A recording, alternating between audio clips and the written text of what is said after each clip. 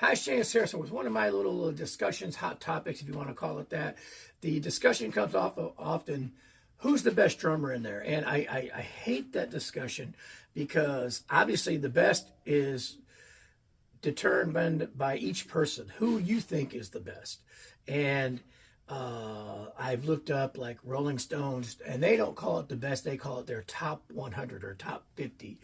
And I've tried to look up different things like that through different types of organizations or whatever, and what they consider the top. Some do say best, but most of the time they say the top.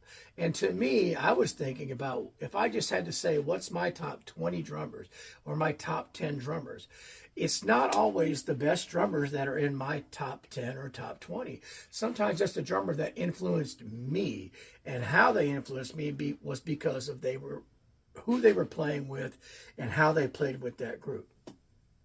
Obviously, there's always going to be studio drummers that play with a multitude of people, but they're so good at what they do and wear so many hats, it comes off tremendously well.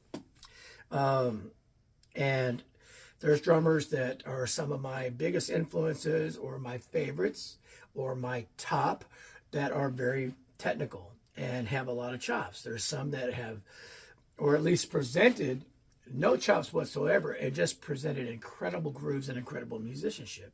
So they're in my top 10 or top 20, but in a lot of other things, because they're not flashy, they don't get put in there. So my venting is, and I'll post some of these separately, is whether you want to call them the top, the best, it should really just be called most influential drummers, and that is based on the person who's talking about them, because how were they influential to you and why were they influential to you?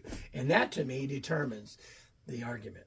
So I'm going to post some and tell you why, but that's to me. When you say the best, I can't tell you who's the best, because I can tell you who maybe I think is.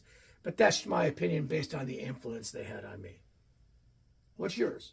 Give me some suggestions.